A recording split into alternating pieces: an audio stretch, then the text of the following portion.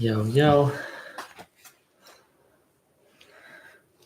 Oh, you didn't get your laptop to look at the chapters and I stuff? think it was like 3:43. Yeah. It was we're still doing wedding, and then they get ready to leave. What is that called? When the bride and groom depart. I don't know. Isn't that a special thing? Probably. They get in a car with cans tied to it and just married on the back of it and ride off into the sunset. Mm-hmm. I don't know what it's called. I don't know what it's called The either. bride and groom leave? Alright, yep. So, isn't that when they throw the bouquet to see who's going to get married next? alright, we continue. Clever and polite cooks passed round, and in a trice they served all with curry and boiled rice mixed with clarified butter extracted from cow's milk, all of which were pleasing and delicious and had been cooked with purity. So I think we're at the banquet now. We've gotten married and now we're at the party. Taking the 5 initial morsels as an oblation for the 5 vital heirs, the guests commenced dining, and were enraptured to hear songs full of raillery, confections of various kinds, sweets and ambrosia, and more delicious than one could describe, were served to them. Expert cooks then began to serve a variety of seasoned articles, which were too numerous to be named.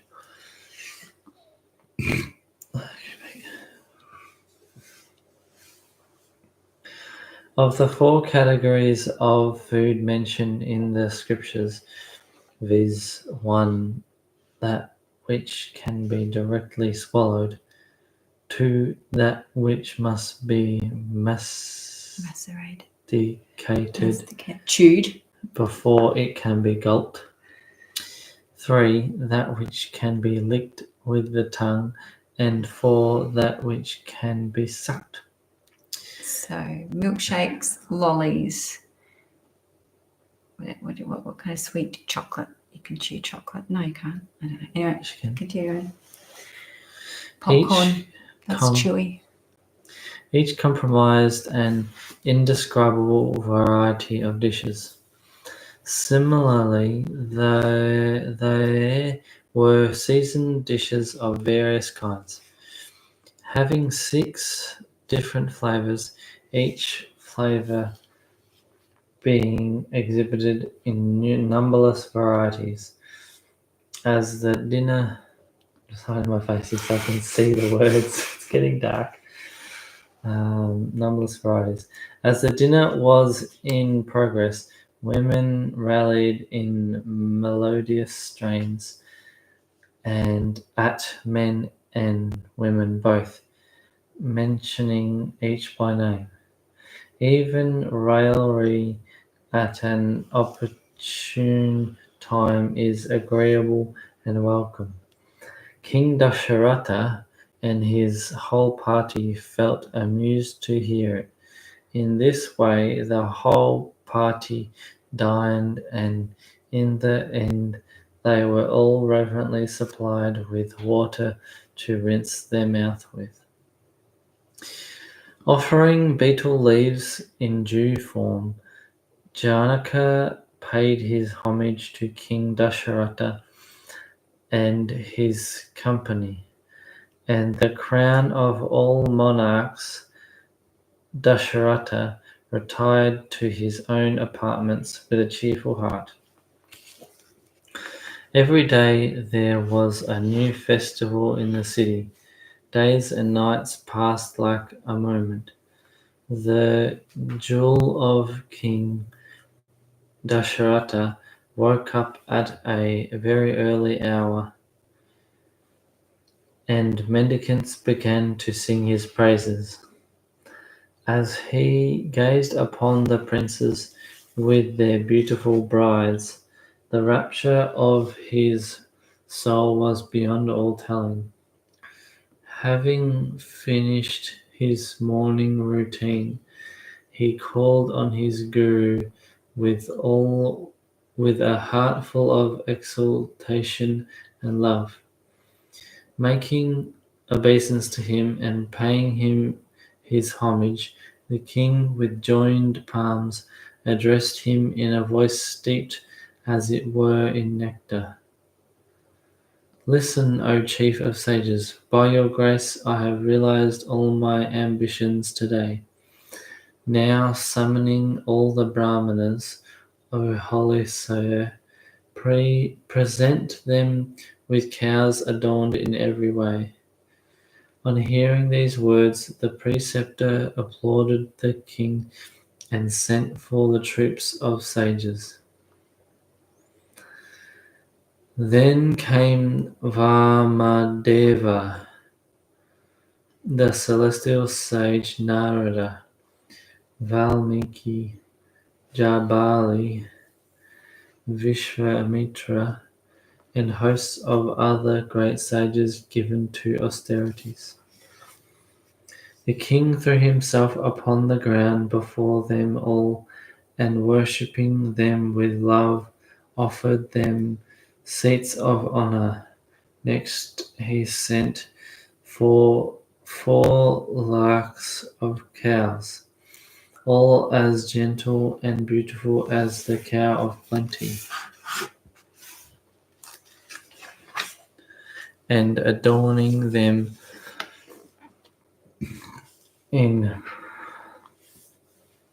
adorning them all in every possible way, he gladly bestowed them upon the Brahmanas.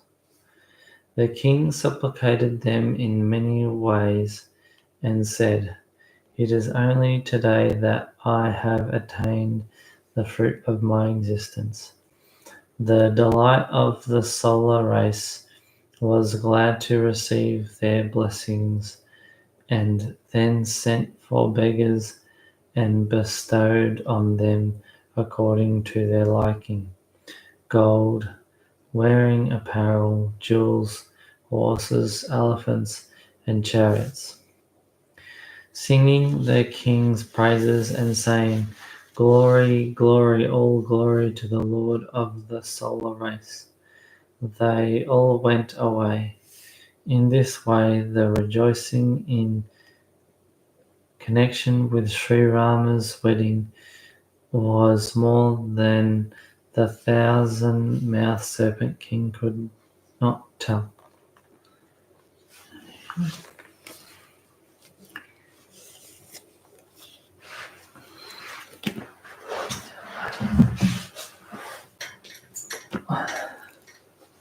We have light.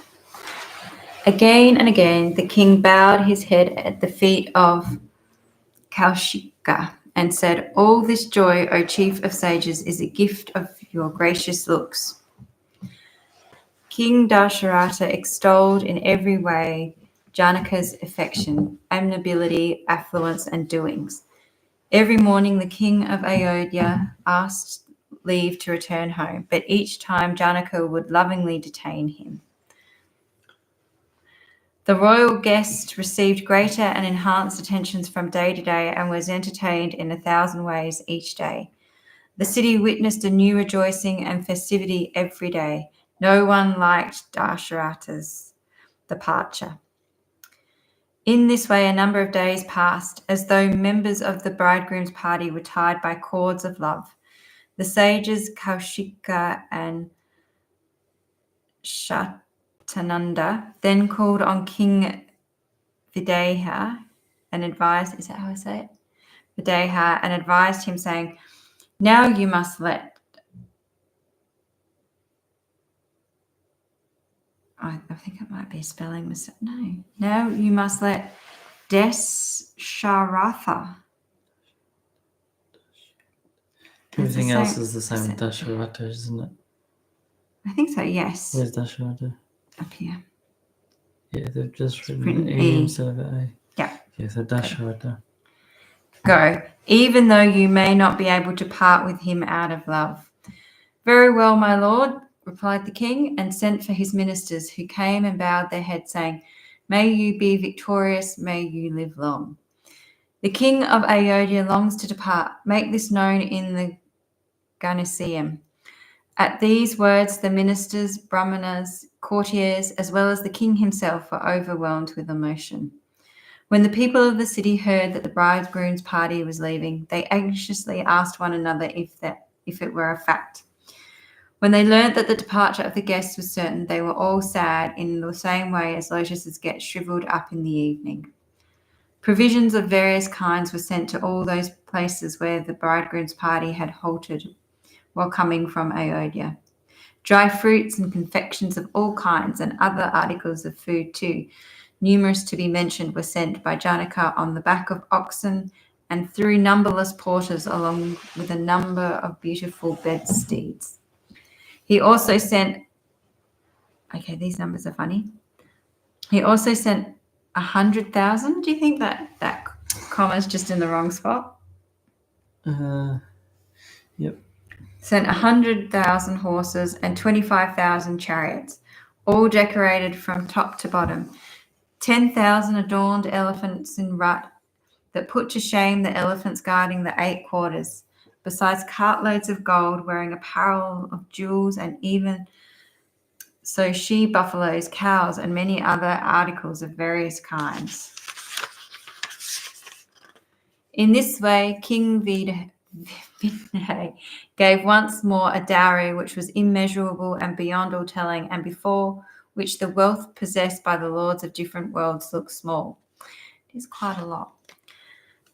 Having got all the equipage, I like that word, equipage, okay, having got all the equipage arranged in the order mentioned above, Janaka had everything dispatched to Ayodhya.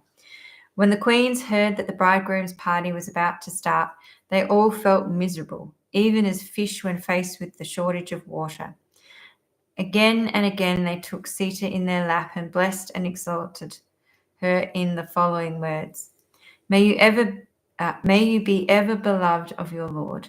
May you live long with him. This is our blessing. Serve the parents of your husband and other elders, and do the bidding of your Lord according to his pleasure. In their excess of love, Sita's clever companions too taught her the duties of a housewife in soft accents. What kind of housework is she going to be doing? She's like Princess Sita. She's like royalty. Like, she's not going to be cleaning a toilet. Or maybe she will. I don't know. Maybe we'll find out. Does Sita clean the toilet? She gets lost in the bush with her husband. That's what happens. That's one way of getting out of cleaning the toilet. Maybe that's why she wants to go with Ram. I don't want to clean the royal latrines anymore. I just don't want to have to clean these toilets. The queens politely admonished all the other princesses too, and clasped them to their bosom again and again. And as the mothers embraced their daughters time and again, they exclaimed, "Why did Brahma ever create a woman?" That very moment did Rama, the chief of the solar race, gladly proceed along with his brothers to Janaka's palace to take leave. The people of the city, both men and women, ran to see the 4 brothers, who were naturally lovely. Said one, "They intend leaving today. King Videha. No, this. I'm just going to call him Vidi. Videha. King Vidi. Think Videha. like video and then day and then haha. Videha. Video day, haha.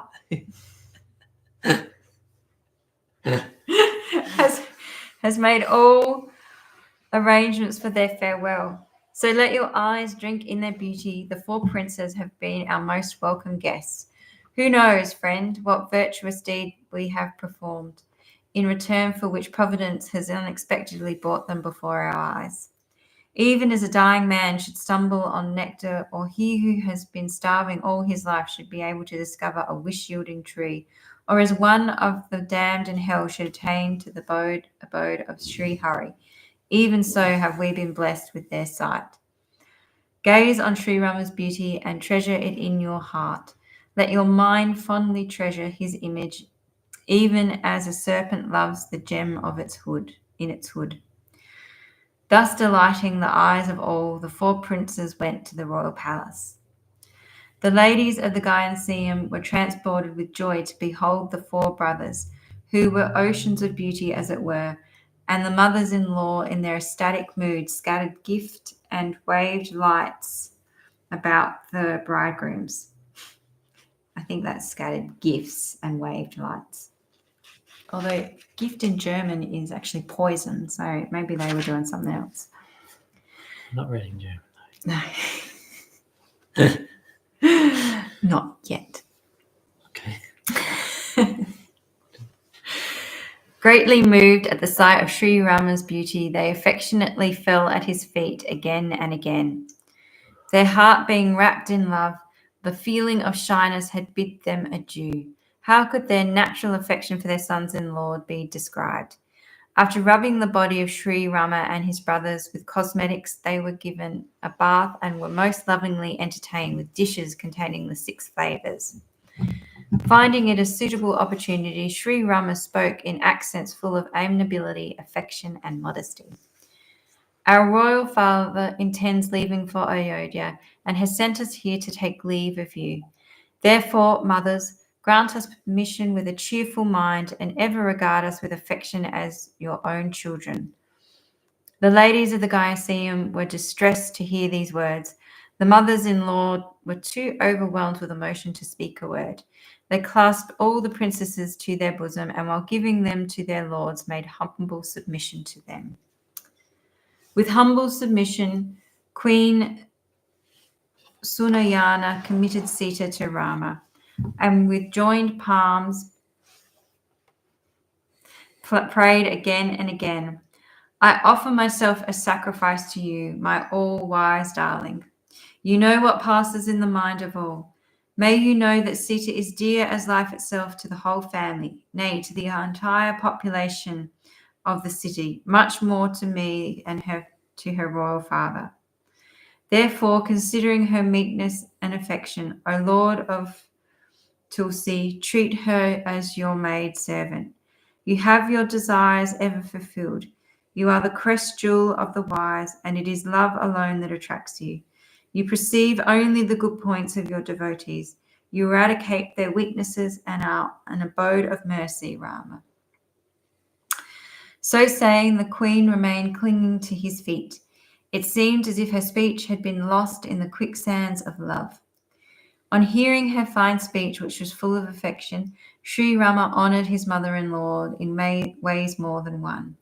While seeking her permission with joined palms, he made obedience to her again and again. Having received her blessings, the Lord of Raghus bowed his head once more and then departed with his brothers. Treasuring up in their heart Sri Rama's lovely and beautiful image, all the queens were overcome with emotion. Then, recovering themselves, they called their daughters and embraced them again and again. They escorted them to some distance and then embraced them once more. The love on both sides swelled to a considerable extent. While meeting their daughters again and again, they were parted by the companions of the princesses, even as a cow who has just brought forth a calf may be parted from the latter. All the men and women, including the companions of the princesses and the ladies of the Gyneceum, were overpowered by emotion. It seemed as if pathos and the parting of lovers had taken up their abode in the capital of the Video de Doha. The parrots and the manas, who had been reared by Princess Janaki, and having been kept in cages, Janaka, thank you, and having Janaki, Janaka, Janaki Sita. Janaki. Mm-hmm. Yeah. Sorry, did I say Janaka? Did I? You said Janaki, but you said king before it. Janaki, so princess. I think you're talking about Janaka. Someone's raising birds in gold cages. What? The parrots, birds, and manas, who had been reared by Princess Janaki, and having been kept in cages of gold, had been taught to speak, cried in distress, "Where is Videoha's daughter?" Videha. Videoha's It's not video. daughter. Video ha. Video day ha. Videha. Video ha. Ha. Ha ha.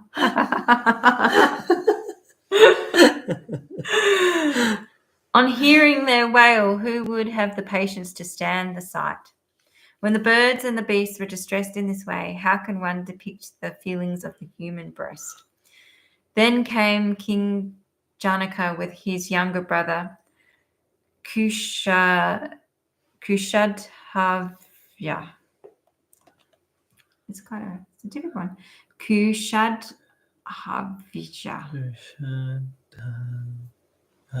Vaja. It's the last bit. Vaja. Like Bharadvaja. Is it that? Where is it? Dhaja. So Kushadvaja. My guess.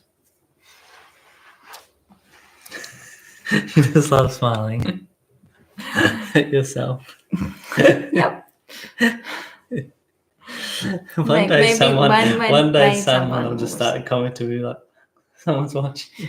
I know. It'll go like ding ding. And what's that mean? that's enough. Because we are live right now. I know. Any of our subscribers could be watching. I think all of our subscribers are in the room though.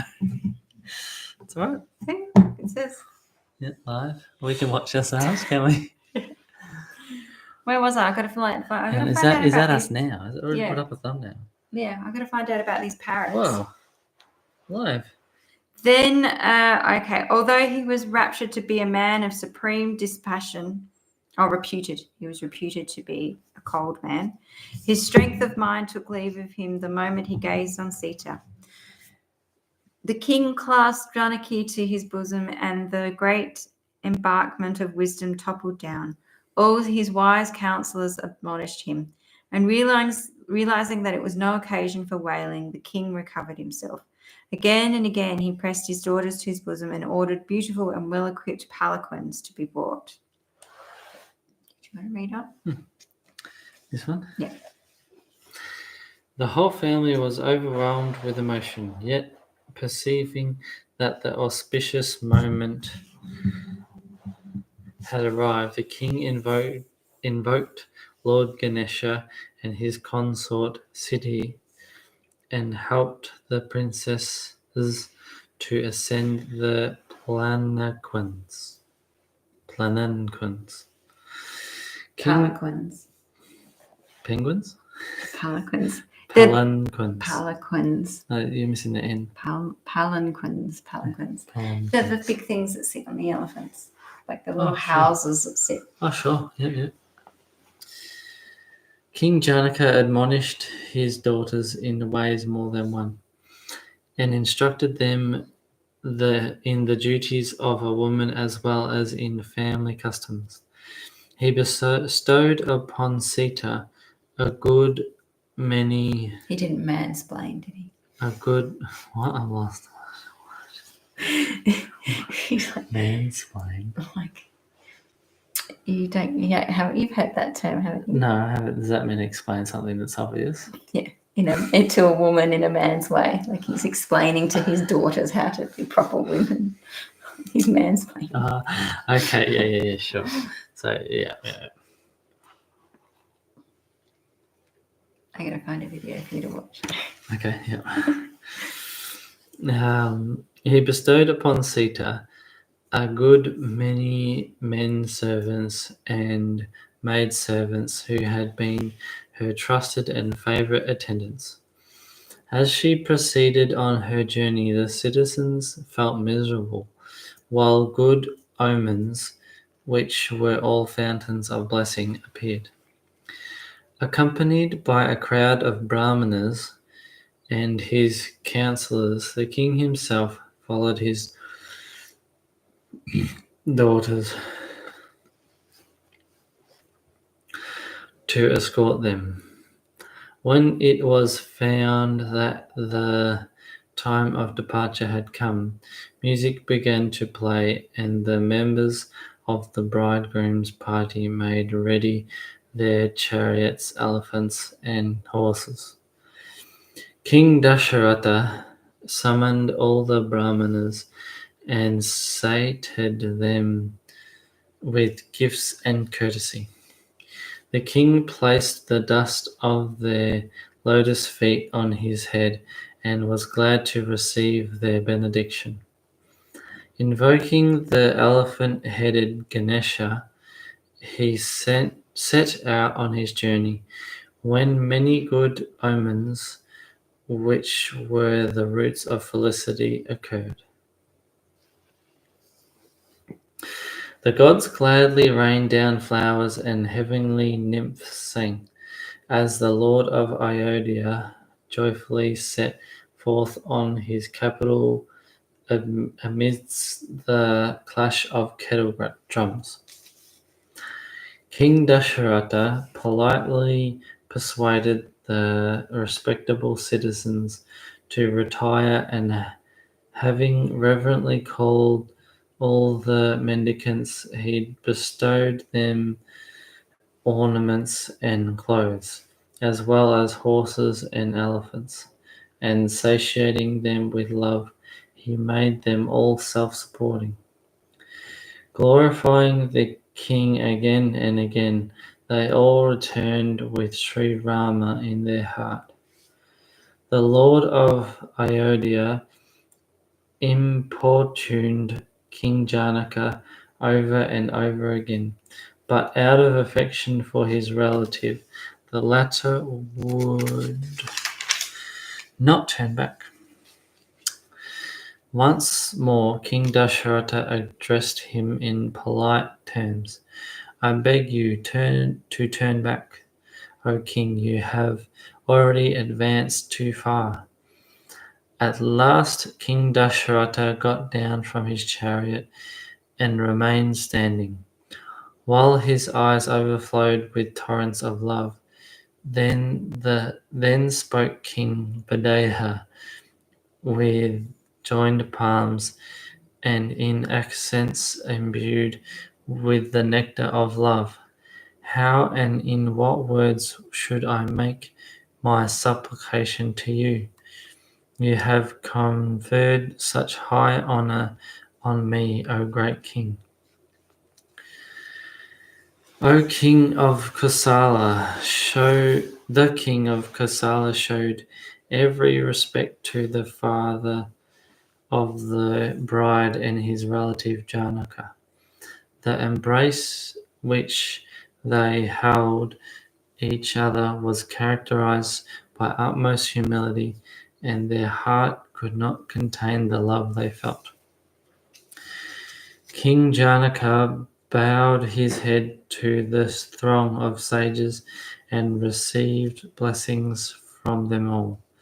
Next, he reverently embraced his sons-in-law, the four brothers, each a mine of beauty, amiability, and goodness, and joining his graceful lotus hands, he spoke in accents begotten of love, as it were.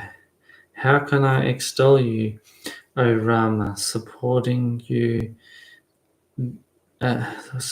as you do in the hearts of sages as well as of the great Lord Shiva, like a swan in the Manasarovar lake. That for whose sake yogis, those given to contemplation, practice yoga, contemplation. I'm just laughing because it says yogis in brackets, those given to contemplation, practice yoga, brackets, contemplation. That's like a bit obvious from the Just in case It's you're just wondering. a bit obvious from the sentence of the way before. That for whose sake yogis, those given to contemplation, practice yoga, contemplation, renounce anger, infatuation, the feeling of miyum and pride. What's miyum? Where's the word? Miyam. Feeling of The feeling of Miyam. miyam and pride. I don't know. Oh, sorry. Did I just hear what? I've never heard that word before. The all-pervading They Brahma, choose some interesting words.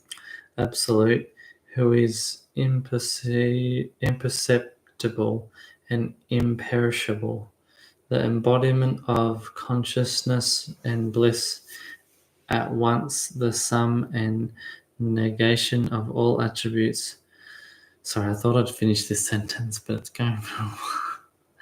Who is beyond the ken of speech and mind, who is past all speculation, but is only inferred by all, and who is the same at all times. Did you wonder what mem means? No. But this one is saying the meaning of Miyam is a genus of a European aromatic perennial herb. Now, that can't be right. It's a herb. Yeah, but they're saying that they've got infatuation, the feeling of Miyam and pride. Or I wonder what feeling the herb gives. Maybe that. Who knows? I'll keep going. That root of all joy has appeared before my eyes. Everything is easy of access in this world to a living being when God is propitious. You have exalted me in every way and accepted me as your own servant.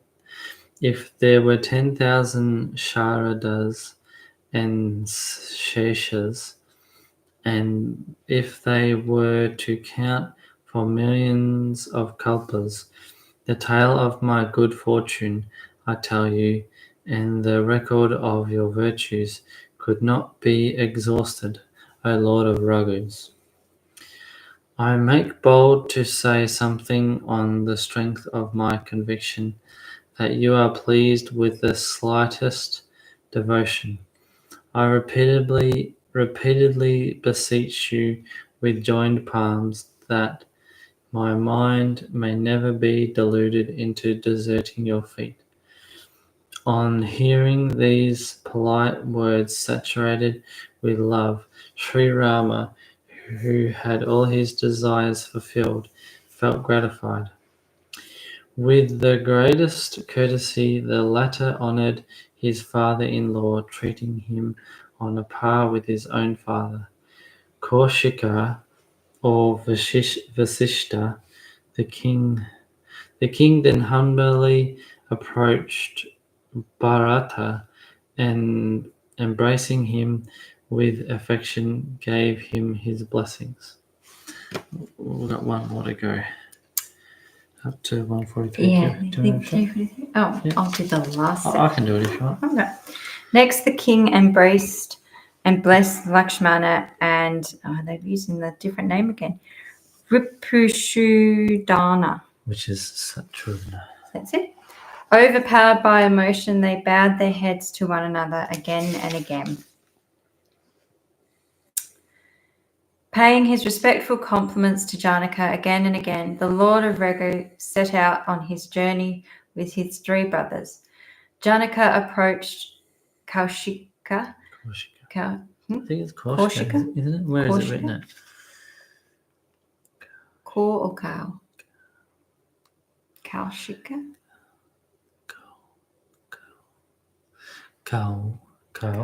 Kaushika. It's not cow. It's like Cow. cool. Cool. I don't know. It's just when I see the AU in other words, it's more of an O sound. Oh. Kaushika. Cool. Kaushika. Clasped his feet and put the dust. It still has a bit of an R at the start. Cow. Pass of the same on his head and eyes. He said, "Listen, O Lord of sages, to him who has been blessed with your sight, nothing is unattainable. Such is my heart's conviction. The joy and the bright renown which the regional lords of the universe long to have, but feel too diffident to expect. Such a joy and glory has been brought within my reach. and all achievements follow on seeing you. In these words, King Janaka made humble submission to Vishvamitra, bowing his head again and again, and returned after receiving his blessings. The bridegroom's party started on its return journey to the sound of kettle drums. All the sections, both big and small, were transported with joy. Men and women of the villages, as they gazed on Sri Rama, felt gratified on realizing the object of their eyes. The end. So we're up to 343. Which was the start of the next section, but we don't know the title. Well, I think it's they arrive home. I think I'm going to have a guess and say the bridegroom's party arrives in Ayodhya. And then I think we're not far. They must have a bit of a party there now that everyone's back. Up to 300. 326. A lot. I can't imagine that this chapter. We're like goes we're just a couple of pages away from being 1/3 of the way through the book. Yeah, right. This was a long book, the Balakanda. Yeah. Oh, that's the end of it. Yeah, so we're not that far away. Oh, wow. We're really close to Ayodhya Kunda. Yeah. Yeah. Which will be I'm thinking eviction, the exile. Of Ram. Yeah. He's going to be voted off the island. In our next series. All right, well, we'll say good night to everyone because we're tired. Yeah. Yeah, you got the spot. 343. Yep. All right, well, see y'all next time. Bye.